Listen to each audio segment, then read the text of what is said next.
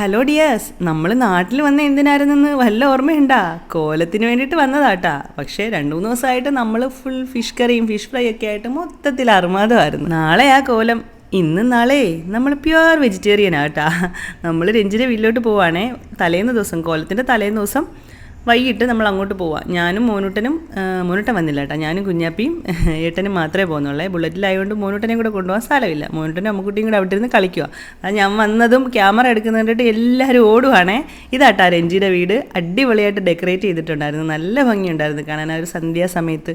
ഇത് നമ്മുടെ രഞ്ജിയുടെ മോളാണ്, തീർത്ഥക്കുട്ടി. ഈ സൈഡിൽ കൂടെ പോകുന്ന രഞ്ജിയുടെ പ്രിയപ്പെട്ട 2 ആൾക്കാരാട്ടാ. അവളുടെ പ്രിയതമ്മൻ്റെ ആയിഷേട്ടനും അവളുടെ അമ്മ വത്സലാമേ. എല്ലാവരും ഭയങ്കര തിരക്കിലാട്ടാ. തലേദിവസം ആയതുകൊണ്ട് തന്നെ ഒരുപാട് പണിയുണ്ട്. ഇതിൻ്റെ ഇടയിൽ കൂടെ ഞാൻ രഞ്ജിയും കൂടെ കുറച്ച് കൊച്ചു വർത്താനൊക്കെ ഒന്ന് പറഞ്ഞിട്ട്, അതാ ഇവിടെ കോലത്തിനുള്ള പാള വെച്ചിട്ടാണ് നമ്മൾ കോലം എഴുതുന്നത്. അങ്ങനെ അത് നടന്നുകൊണ്ടിരിക്കുക. അതിങ്ങനെ മറച്ച് വെച്ചിട്ടാട്ടാ ചെയ്യുന്നത്. അതുകൊണ്ട് എനിക്ക് ഫുൾ വീഡിയോ എടുക്കാൻ വേണ്ടി പറ്റില്ല. ഫുൾ കോലം വരച്ചതിന് ശേഷമേ ആളുകളെ കാണിക്കുകയുള്ളൂ കേട്ടോ. ശരിക്കും പറഞ്ഞാൽ ഈ കോലം വരുന്ന സമയത്തെ നമ്മൾ വീട് ശരിക്കും ഒരു കല്യാണ വീട് പോലെ തന്നെ കേട്ടോ. നമ്മൾ വീടൊക്കെ ഫുൾ ഡെക്കറേറ്റ് ചെയ്തിട്ട് നമ്മൾ ഈ കോലം നമ്മുടെ അടയ്ക്കാമരത്തിൻ്റെ പാളയില്ലേ, അതിലാണ് കോലം എഴുതുന്നത്. എന്നിട്ട് നമ്മുടെ വീട്ടിൽ നിന്ന് അമ്പലത്തിലേക്ക് ഈ കോലം കൊണ്ടുപോയി സമർപ്പിക്കുക. അതാട്ടാ ചടങ്ങ്.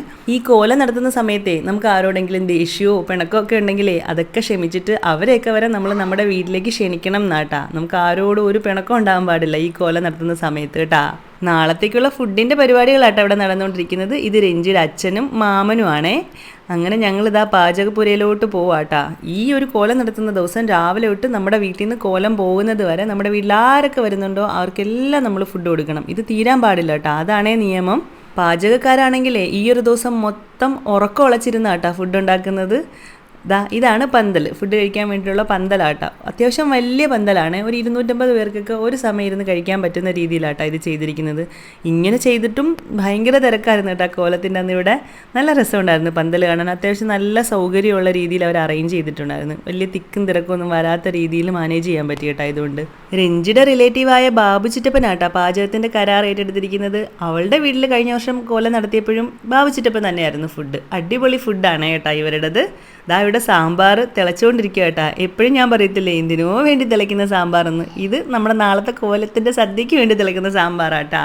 ഞാൻ സാമ്പാറിൻ്റെ വീഡിയോ എടുക്കുന്നുണ്ടപ്പോഴേ നമ്മുടെ ബാബു ചിറ്റപ്പന് ആവേശം ഇത്തിരി കൂടിയോ എന്നൊരു സംശയം കേട്ടാ. നമ്മുടെ ഇന്നസെൻ്റ് ഏട്ടൻ പറയുന്നത് പോലെ എനിക്ക് വിഷമം തോന്നുമ്പോൾ ഞാൻ ചട്ടുകെടുത്ത് സാമ്പാറിൽ 2 ഇളക്കിളക്കും. അപ്പോൾ എൻ്റെ വിഷമം തീരും.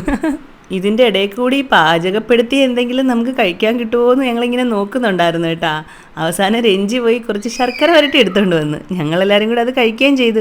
ഇവിടെ ഇനി അടുത്ത പരിപാടി തുടങ്ങിയിട്ടുണ്ട് കേട്ടോ. പിള്ളേർ സെറ്റ് മൊത്തം മെഹന്തി ഇടണമെന്ന് പറഞ്ഞ്. അപ്പോഴേ ഞാൻ പണ്ടങ്ങാണ്ടൊക്കെ മെഹന്തി ഇട്ടാൽ കുറച്ച് ഓർമ്മയുണ്ട്. എന്നാൽ പിന്നെ ഒന്ന് ട്രൈ ചെയ്ത് നോക്കിയാലോ എന്ന് വിചാരിച്ചു. കുറേ നാളിന് ശേഷമുള്ള ട്രയലാട്ടാ. വലിയ കുഴപ്പമില്ലാതെ എന്തെങ്കിലുമൊക്കെ ചെയ്തു കൊടുത്തെന്ന് തോന്നുന്നു. തീർത്ഥക്കുട്ടിക്കും പിന്നെ രഞ്ജിയുടെ ബ്രദറിൻ്റെ 2 കുട്ടികളുണ്ട് കേട്ടോ. അതിലെ ചെറിയ സാധനമാണ് ഈ ഇരിക്കുന്നത്. പൂജ എന്നാണ് യഥാർത്ഥ പേരെങ്കിലും പൂയോ എന്നാണ് കേട്ടോ ഞങ്ങൾ വിളിക്കുന്നത്. ഞാൻ ഇടയ്ക്ക് ഡിംപിൾ കബാഡിയ എന്ന് വിളിക്കും. നല്ല സുന്ദരമായ 2 നുണക്കുഴികളുള്ള കൊച്ചു സുന്ദരിയാട്ടാ ഇത്. കൈ നിറച്ചങ്ങ് ഡിസൈൻ വരച്ചു കൊടുത്തപ്പോഴേ ആളിനങ്ങ് പെരുത്തിഷ്ടമായി കേട്ടാ. ഇന്ന് മൊത്തവും നാളെയും എൻ്റെ പുറകെ ഇങ്ങനെ ചുറ്റിപ്പറ്റി നടക്കുമായിരുന്നേ ആള്. മെഹന്തി ഇടാനേ ഇനി ഒരു 2-3 കൈകളും കൂടെ ബാക്കിയുണ്ടെന്ന് പറഞ്ഞു കേട്ടാ. ഞാൻ രഞ്ജിയോട് പറഞ്ഞിട്ട് മുങ്ങിക്കളഞ്ഞ്. ഇത്രയും വരച്ചപ്പോൾ തന്നെ ഞാൻ കുഴഞ്ഞു പോയി കേട്ടാ. ഇന്ന് നമുക്ക് നാളെ കാണാം. ടാറ്റാ, ബൈ.